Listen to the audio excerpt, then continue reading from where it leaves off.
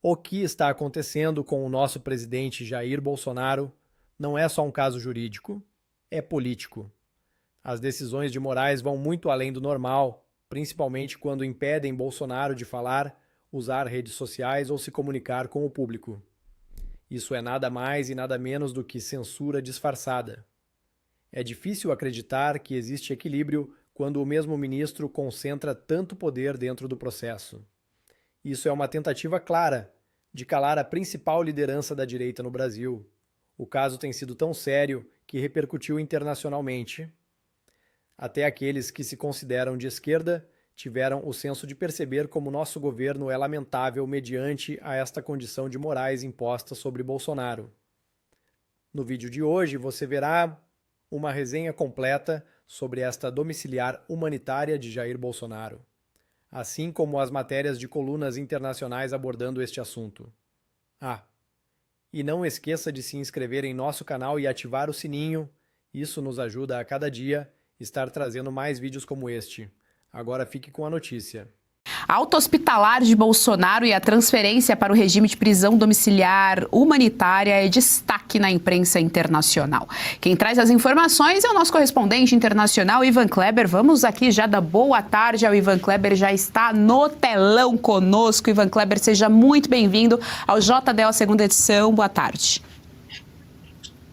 Boa tarde, Geisiane, uma saudação especial a você e a toda a audiência que nos acompanha. Antes de mais nada, sempre bom poder aqui, né, noticiar pelo menos que o presidente Bolsonaro está em casa, enfim, brincando ali com os cachorros, justamente dessas imagens aqui que eu me falava. Então eu me junto aqui à bancada, à audiência em celebrar, por que não, né?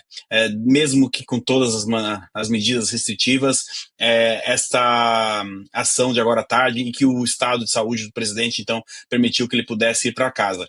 Realmente muito grande a repercussão, Geisiane. Olha, em todo o mundo, encontrei jornais da Turquia, dos Estados Unidos, em toda a Europa, trazendo esta notícia, mas nós destacamos alguns aqui, né? O jornal Washington Post, que vem praticamente fazendo uma cobertura dos últimos dias aí sobre o estado de saúde e também judicial do presidente Bolsonaro. E o Washington Post volta a destacar, Geisiane, eu acho isso importante, que o estado de saúde do presidente Bolsonaro, no momento em que se encontra, é consequência daquela facada que ele sofreu em 2018 do Adélio. Então é muito importante, e eu reparei essa linha editorial do Washington Post mantendo, né, junto com a Associated Press, essa notícia, essa informação que é importante. Não dá para falar do estado de saúde do presidente sem falar da facada, né? Se não fosse a facada, ele estaria bem melhor, com certeza, né? E eu também quero destacar aqui, Geisiane, uma publicação do El País, porque é interessante, vai muito na linha do que nossos colegas aqui, a doutora Kátia e o Serrão, estavam comentando, que eles trazem a notícia, né, da prisão domiciliar entre aspas.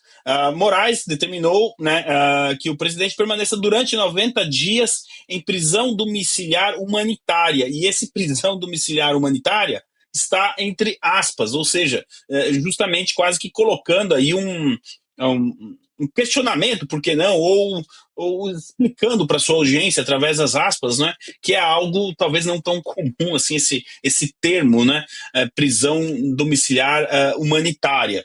Então a repercussão é muito grande, chama atenção também na França, o jornal France, o portal de notícias France 24, que traz a questão também da facada do Adélio.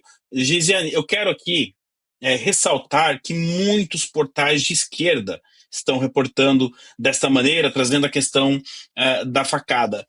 Parece que a gente observa uma mudança muito grande na linha editorial internacional referente ao presidente Bolsonaro entre 2022 e agora 2026. Quando a gente lê algumas matérias, a gente fica com a sensação que na próxima linha nós vamos ler ali preso político. Falta esse passo ainda para a mídia internacional, mas eu começo a acompanhar, começo a perceber, perdão, que existe quase que, sabe, aquela coisa de indo um passo a cada vez. Não vai demorar muito para algum desses jornais, alguns desses editoriais chamar o presidente Bolsonaro de preso político. Essa questão toda, o estado de saúde que ele chegou, né, no hospital no dia 13 de março. Isso está muito impregnado na cobertura que a mídia internacional vem fazendo, Geisiane. Sem contar, Ivan Kleber, que ainda que não utilizem, né, o termo preso político por enquanto, isso já escancara o que acontece no nosso judiciário, porque a gente precisa juntar aí as peças do quebra-cabeça. Nós já tivemos repercussão do Taiaiá, nós já tivemos repercussão do Banco Master, então é só juntar o Lé com o Cré, que daqui a pouquinho aí a imprensa começa a noticiar com mais seriedade, né, jogar luz ali ao que acontece dentro da Suprema Corte, fora aí todas as denúncias, né, já feitas pelo próprio Eduardo Bolsonaro, que é filho do Jair. Ivan Kleber, eu vou trazer aqui à tela os nossos analistas políticos e já passo a palavra para o nosso querido Jorge Serrão. Lorde Ivan Kleber, essa notícia de Bolsonaro finalmente tendo direito à sua prisão domiciliar, né? Isso daí, o estrangeiro não deve compreender com grande facilidade esse tipo de modalidade. A gente tem aí, nos países civilizados, algo parecido, dirigente político que esteja cumprindo prisão desse tipo em função de crime político, que é o caso de Bolsonaro, tentativa de golpe de Estado, né? Que a gente sabe que não houve, mas ele é um crime político. Como é que a gente tem, o que a gente tem de algo parecido aí na Europa? Olá, Serrão, sempre uma alegria estar aqui com você. Olha, excelente pergunta. Eu estou indo de cabeça aqui e não vejo nenhum caso parecido, não só na Europa. Nós temos o presidente da Finlândia, ex-presidente das Filipinas, que está preso, e o ex-presidente do Paquistão também, mas em nenhum caso assim, envolvendo questões de saúde, enfim. A gente precisa dizer as coisas como estão. O presidente Bolsonaro quase morreu no presídio. Quase que nós estaríamos aqui agora analisando um segundo caso Clesão. Então foi muito grave o que aconteceu, não é? E quando a gente olha justamente para o cenário internacional, neste momento, eu de cabeça, pelo menos, nós temos a Cristina Kirchner presa também, mas ela não tem nenhum problema que se saiba de estado de saúde, ela não ficou num presídio, ela quase não morreu num presídio, né? Por isso que impacta tanto agora a decisão do ministro Moraes de dar esses 90 dias aí, para que serão reavaliados, né, daqui 90 dias, essa prisão domiciliar humanitária. É quase que como o europeu e o americano já se perguntando, mas por que chegou ao ponto do presidente quase morrer para conseguir esse benefício, digamos assim, da prisão domiciliar? O El País, que, repito, é um jornal de centro-esquerda, na Espanha, ele também traz ali todas as listas, as séries de restrições que foram impostas ao presidente Bolsonaro, quase que indo na linha do que o Serrão diz do minha casa, minha cela, algo nesse sentido que o Serrão fala aqui. Então, o que a gente observa é que não dá mais, né, para a mídia internacional como um todo abafar o que está acontecendo no Brasil. A Geisiane trouxe exemplos. O caso do Banco Master está repercutindo, o envolvimento enfim, do Supremo com esses escândalos. Saiu na revista The Economist. Ontem a Bloomberg comparou o Lula com o Joe Biden e de novo citou ali o envolvimento da Suprema Corte nesses casos. Ontem tivemos um jornal francês de esquerda também, o Le Monde, trazendo o caso do Lulinha. Eu que faço esse trabalho aqui de monitorar, não é, a mídia internacional sobre o Brasil, às vezes eu digo, puxa vida, realmente é uma notícia ruim atrás da outra. A imagem do Brasil é essa. E com certeza, acho que a nossa direção foi muito feliz em colocar aí o Lula do lado do Biden, porque é assim que as pessoas começam a enxergar o Lula fora do Brasil. Geisiane, eu devolvo para você. Ivan Kleber, a conexão do JDO, segunda edição, é um negócio impressionante. Eu ia trazer justamente o exemplo aqui da Cristina Kirchner, que você mencionou aqui para nossa audiência. Ela tem 73 anos, é uma idosa também, portanto, mas vai lembrar. Tem vários escândalos de corrupção nas costas e ela está em domiciliar justamente em decorrência da idade dela, né? Ela, assim como Bolsonaro é idosa, ela ainda é mais velha, 2 anos mais velha do que o Jair Bolsonaro. E ela foi à justiça. Nós repercutimos isso aqui com a nossa audiência na semana passada. Ela foi à justiça pedir aí justamente uma malemolência, digamos assim, em relação à punição dela, porque ela já é uma idosa, né? Ela justificou que ficaria o resto da vida em prisão.